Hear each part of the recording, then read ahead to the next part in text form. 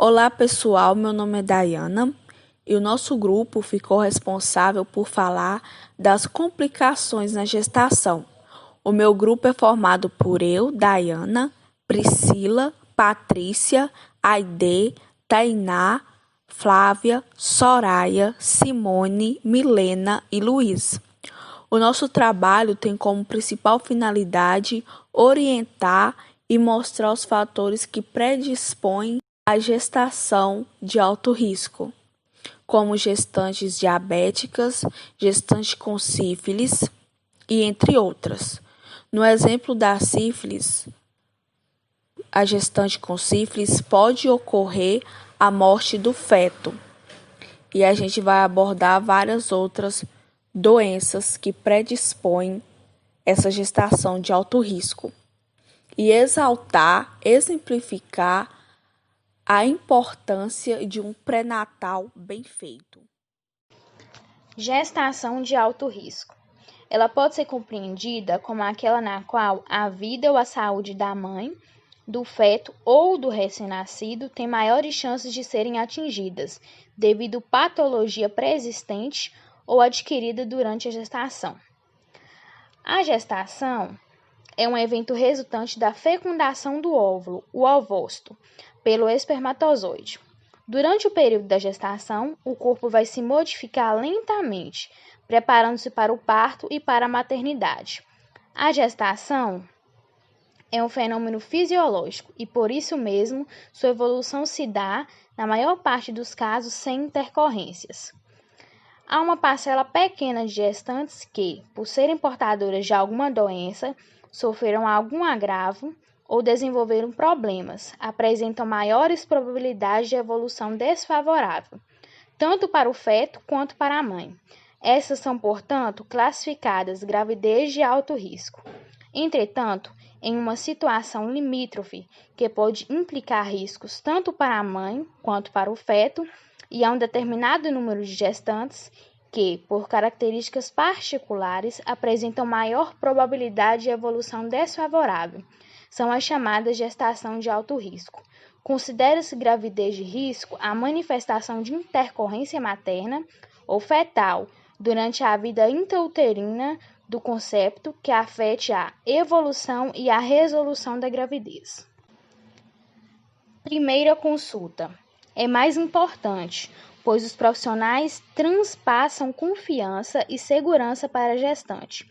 Realizam um exame físico e social, pois das informações serão colhidas durante a gestação com a confiança da gestante com o seu vínculo acolhedor. As solicitações de exames são pedidas na primeira consulta de rotina, como o hemograma completo, o VDRL, a glicose, o colesterol, hepatite B e C, o HIV, a toxoplasmose, o MIF e o EAS. A realização da prescrição de ácido fólico e sulfato ferroso, conforme o programa do MS, importante para a proteção materna fetal durante toda aquela gestação, né?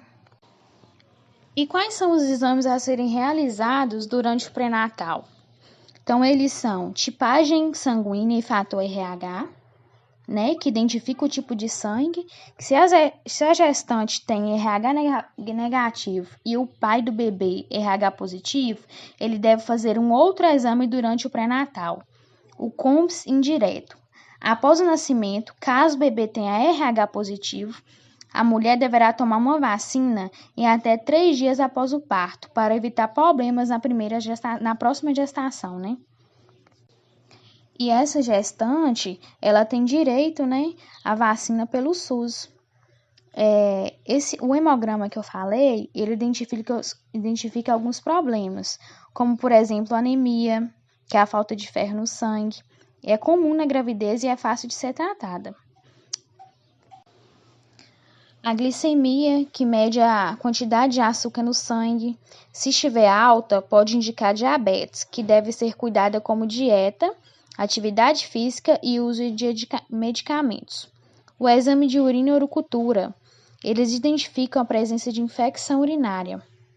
O exame preventivo de câncer do colo de útero Ele precisa ser realizado periodicamente por todas as mulheres, de acordo com a sua necessidade. Teste rápido de sífilis e VDRL. Eles identificam a doença da sífilis, né? Que ela é sexualmente transmissível e pode passar da gestante para o bebê durante a gravidez. Em caso de teste positivo, a gestante e seu parceiro devem ser tratados o mais rápido possível. E o tratamento da sífilis ele é simples e eficaz. Teste de HIV. Ele identifica o vírus causador da AIDS, doença que compromete o sistema de defesa do organismo, provocando a perda da resistência e proteção contra outras doenças. Pode ser transmitido da mãe para o filho durante a gravidez, o parto ou a amamentação. Quanto mais cedo iniciar o tratamento, maior a chance da mulher e do seu bebê ficarem saudáveis. Tem o teste da malária, ele deve ser realizado em todas as gestantes na região amazônica que apresentam sintomas ou não. Testes para hepatite B, que identificam o vírus da hepatite, pode passar da mãe para o bebê durante a gravidez. Caso você tenha o vírus, seu bebê poderá ser protegido se receber a vacina e a imunoglobulina para hepatite B nas 12 primeiras horas após o parto. Também tem o teste para hepatite C, que ele identifica o contato prévio com o vírus da hepatite C, que deve ser confirmado por outro exame. E quais são também os exames para os pais, né? Todos os homens, adultos, jovens e adolescentes que participam do pré-natal têm o direito de realizar exames para sífilis, que é o teste rápido, e o VDRL. O anti-HIV, também teste rápido, o tipo sanguíneo e fator RH, hepatites virais B e C, hemograma, glicose e lipodograma. Quando iniciar o pré-natal, a gestante deve procurar a atenção básica mais próxima de sua residência para a avaliação da inclusão nas consultas de pré-natal. O objetivo desse acompanhamento do pré-natal é assegurar o desenvolvimento saudável daquela gestação, né? Permitindo um parto com menores riscos para a mãe e para o bebê. A mulher grávida, ela deve iniciar o pré-natal na atenção primária à saúde ou no ginecologista obstetra, né, no consultório. Tão logo que descubra ou desconfie que esteja grávida, preferencialmente entre a 12ª semana, que é uma captação precoce, né, para obter o melhor acompanhamento dessa gravidez. E quais são os fatores de risco de complicações de gestação? Bom, eles incluem doenças maternas pré-existentes, características físicas e sociais, idade, problemas da gestação anterior, como por exemplo um aborto espontâneo, né? Problemas que se desenvolvem na gravidez, e também os problemas que desenvolvem durante o trabalho de parto e o parto. Identificação de risco obstétrico. Fatores de risco referem-se a condições ou complicações que podem surgir no decorrer da gestação, transformando-a em uma gestação de alto risco. Como fazer a identificação do risco obstétrico? Para que ocorra a identificação do risco, é necessário que a gestante faça o pré-natal. Assim, a gestante receberá os devidos tratamentos para manter a integridade das condições de saúde dela e do bebê. Vejamos a seguir situações e doenças durante a gravidez. Desvio quanto ao crescimento uterino, número de fetos e volume de líquido amniótico, trabalho de parto prematuro e gravidez prolongada, ganho ponderal inadequado, pré-eclâmpsia e eclâmpsia, diabetes gestacional, amniorexia prematura, hemorragias da gestação, insuficiência estomaco-cervical, aloimunização e óbito fetal. Encaminhamento para pré-natal de alto risco. É aquela na qual a vida ou saúde da mãe ou feto ou recém-nascido tem chances de ser atingida por várias complicações. Aborto de repetição é quando tem mais de 3 abortos. A gestante é encaminhada quando tem história de problemas nas gestações anteriores. O parto prematuro é aquele antes de 37 semanas. Diabetes gestacional prévio é a intolerância de carboidratos. Ela é adquirida no início ou no primeiro trimestre de gestação. Pode ser tratado com medicamentos, dietas e exercícios físicos. Pós-internação hospitalar é quando a puérpera ou recém-nascido retorna ao hospital por alguma complicação. Por exemplo, o recém-nascido ele pode voltar com icterícia, a puérpera ela pode retornar com dispneia, edema agudo de pulmão, convulsões, síndrome de HELP e dentre outras complicações. A doença hipertensiva da gestação é quando a gestante tem a pressão arterial sistêmica igual ou superior a 140 por 90 milímetros de mercúrio após 20 semanas de gestação. Doenças sistêmicas crônicas é aquela já existente antes da gestação, por exemplo, a diabetes, a hipertensão ou alguma cardiopatia. As malformações fetais, elas podem ser devidas a fatores genéticos, herdados ou não, por fatores extrínsecos como drogas e outras substâncias químicas, infecções viróticas ou outros defeitos congênitos. É diagnosticado pela ultrassonografia, que é capaz de detectar várias malformações fetais, né? Já a gestação gemelar é a presença de 2 ou mais bebês. A placenta prévia, também conhecida como placenta de inserção baixa, é uma complicação da gravidez causada pelo posicionamento da placenta. O diagnóstico é através também do ultrassom, que ajuda o médico a diferenciar a placenta prévia de um deslocamento prematuro da placenta. Os sintomas sangramento vaginal sem dor. É muito importante se tiver a placenta prévia. Não pode deixar de avisar o médico ou a enfermeira, pois assim pode estar evitando de fazer o exame de toque vaginal e causar e assim também evitando o sangramento ou algum aborto espontâneo. As síndromes hipertensivas na gravidez. Síndromes hipertensivas na gravidez. Classificação clínica da síndrome hipertensiva da gravidez. A hipertensão crônica é a PA elevada antes da gestação. Caracteriza pelos níveis elevados da pressão sanguínea nas artérias, com valores iguais ou que ultrapassam a 140 por 90 milímetros de mercúrio. A hipertensão gestacional sem proteinúria é a hipertensão arterial sistêmica alta e geralmente ocorre a partir de 20 semanas de gestação.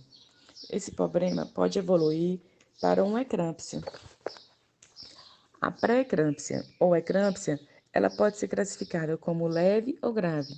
A leve, ela é definida por duas medidas da pressão arterial igual ou superior a 140 por 90 milímetros de mercúrio, após 20 semanas de gestação, em pacientes previamente normotensas e proteinúrias igual ou superior a 0,3 gramas na urina de 24 horas, ou uma cruz na leitura da fita. Os sintomas mais frequentes são aumento rápido de peso, edema facial, além de uma rigorosa monitoração da pressão arterial e detecção de proteinúria. A pré-eclâmpsia grave, ela é sobreposta à hipertensão crônica. É a pressão arterial maior ou igual a 160 por 110 milímetros de mercúrio e proteinúria maior ou igual a 5 gramas por 24 horas. Oligúria é 400 ml por 24 horas. Elevação da creatinina sérica e trombocitopenia, que são plaquetas abaixo de 100 mil e aumento das enzimas hepáticas. Alguns sintomas sugestivos da ocorrência de convulsões são cefaleia occipital ou frontal persistente, visão borrada, estado mental alterado.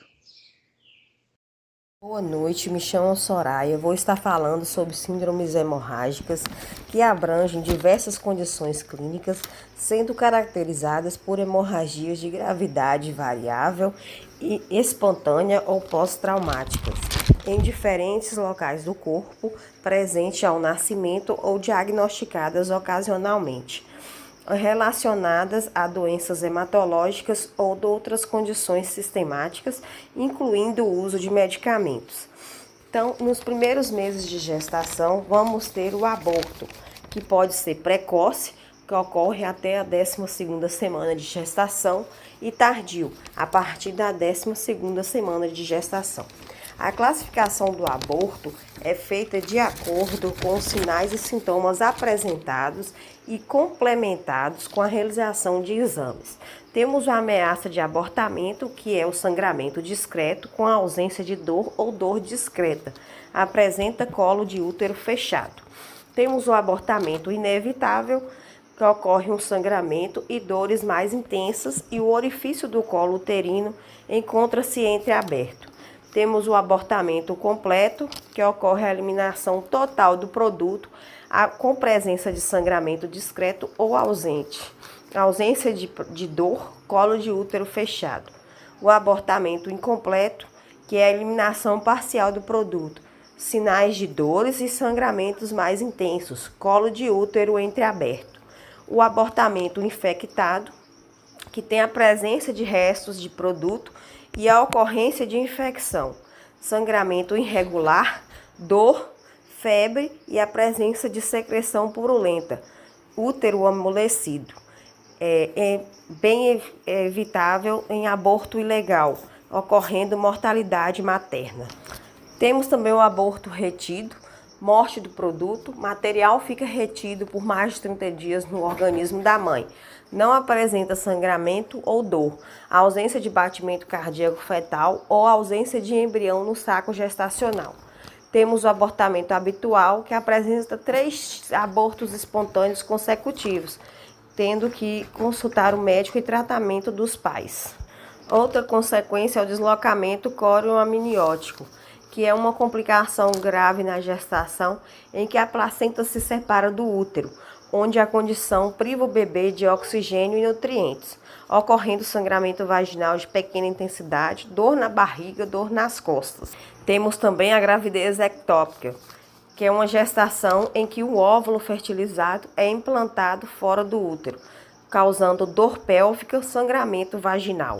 Temos também o mola hidatiforme, que é um tumor benigno que se desenvolve no útero como resultado de uma gestação não viável.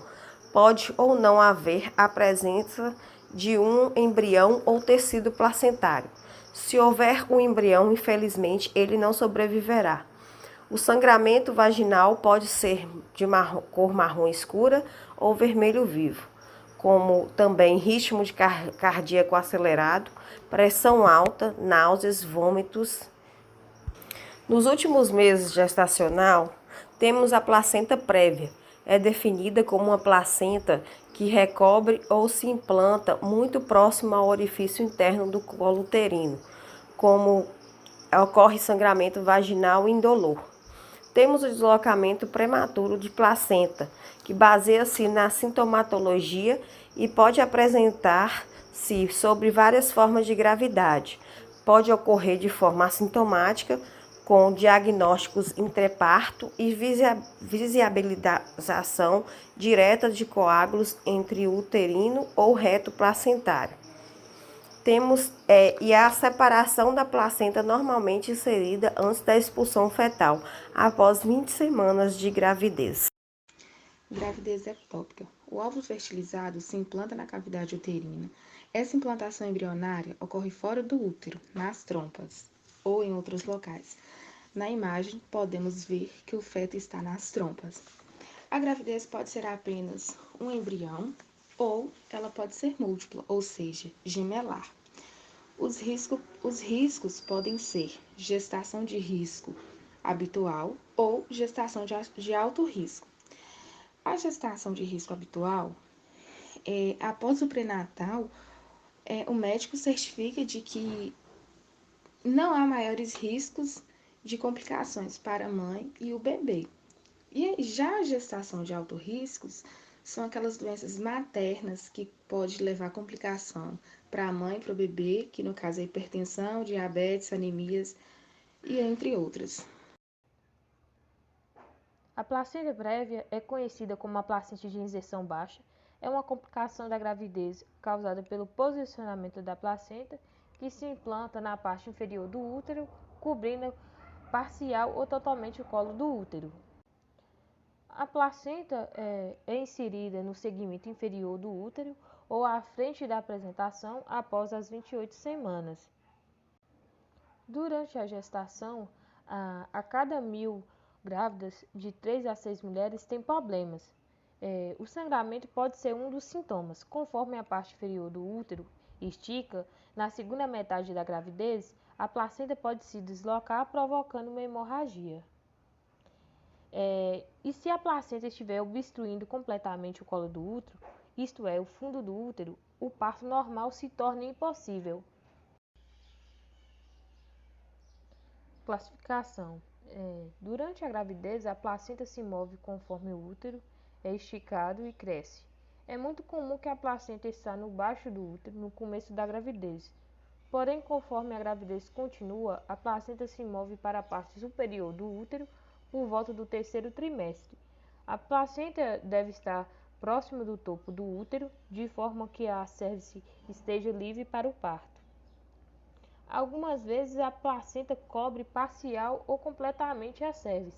Isso é chamado de placenta prévia, como eu já tinha falado.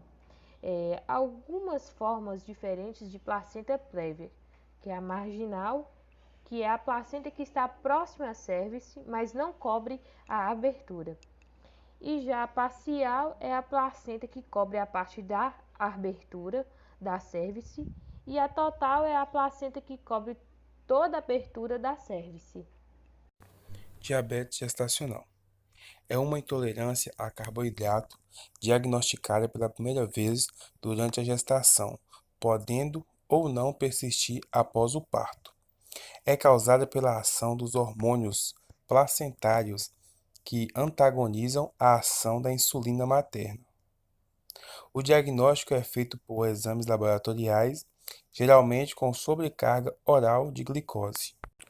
Os fatores de risco da diabetes na gestação são idade maior de 25 anos, etnia, obesidade ou ganho excessivo de peso na gestação atual, disposição central de gordura corporal e estatura inferior a 1,50 m, antecedentes obstétricos, histórico familiar de diabetes tipo 2 em parentes de primeiro grau, antecedentes de intolerância a carboidrato, hipertensão, pré-eclâmpsia, diabetes gestacional em gestação anteriores ou filho nascido com peso superior a 4 kg e síndrome dos ovários policísticos.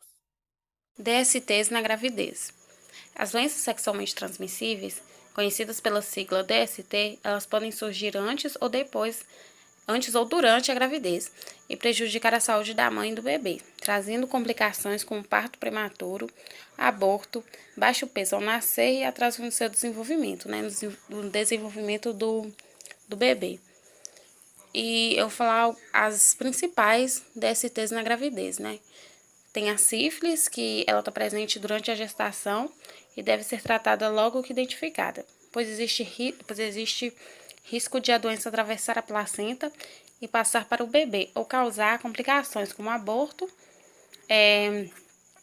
surdez e cegueira. E os seus sintomas são o surgimento de feridas avermelhadas nos genitais, que desaparecem depois de algumas semanas e voltam a surgir nas palmas das mãos e as plantas dos pés. O diagnóstico da doença é feito através de exames de sangue e o seu tratamento é feito com uso de antibióticos, e é feito através de uso de antibióticos. E tem também o HIV, a AIDS, que é uma doença sexualmente transmissível que pode ser passada para o bebê durante a gestação, no momento do parto ou no aleitamento, especialmente se a mãe não receber o tratamento adequado durante a gravidez. Seu diagnóstico é feito durante os exames do primeiro pré-natal e, em casos positivos, o tratamento é feito com medicamentos que diminuem a reprodução do vírus no organismo, como o AZT. Tem também a gonorreia, que pode causar complicações da gravidez, como parto prematuro, atraso do desenvolvimento do feto, inflamações nos pulmões, brônquios ou ouvido do bebê após o parto. Na maior parte dos casos, essa doença não causa sintomas e, por isso, muitas vezes é descoberta apenas durante o pré-natal. No entanto, em algumas mulheres podem surgir sintomas como dor a urinar ou no baixo ventre e aumento do corrimento vaginal. E o seu tratamento é feito com antibióticos. Temos a clamídia, que é uma infecção, ela é uma infecção relacionada a complicações como parto prematuro, conjuntivite e pneumonia do recém-nascido, causando dor ao urinar, corrimento vaginal com pus e dor no baixo ventre. Ela deve ser investigada durante os exames de pré-natal e o seu tratamento também é feito com o uso de antibióticos.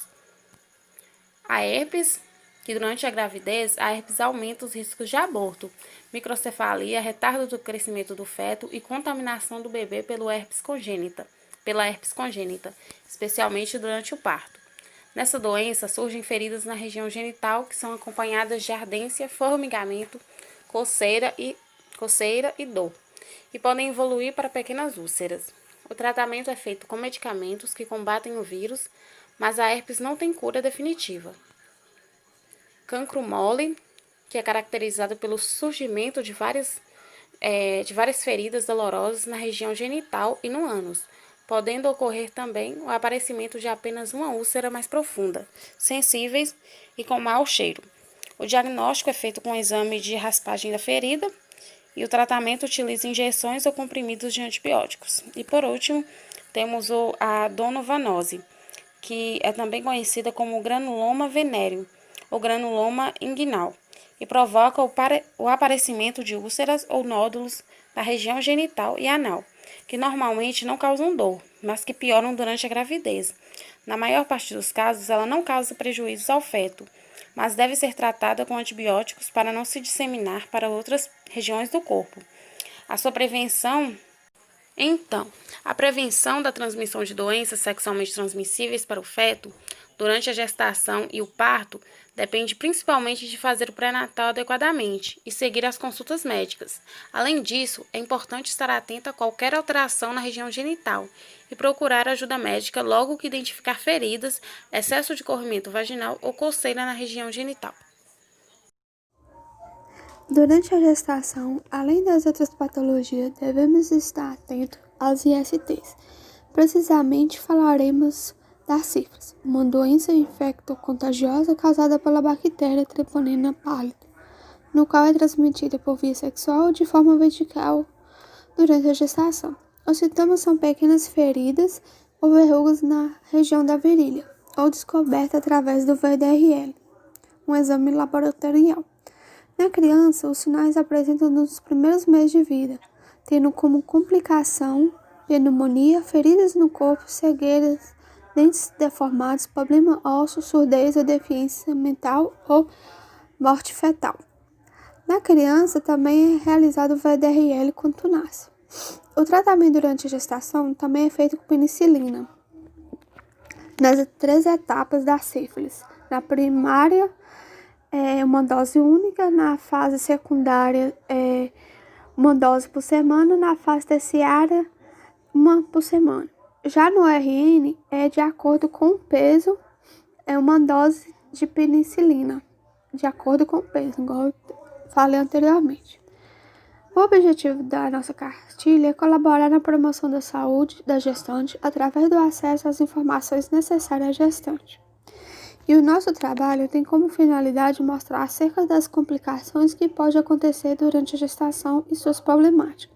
Mostra como um pré-natal correto desde o início e evita várias complicações na gravidez, visando sempre uma assistência humanizada.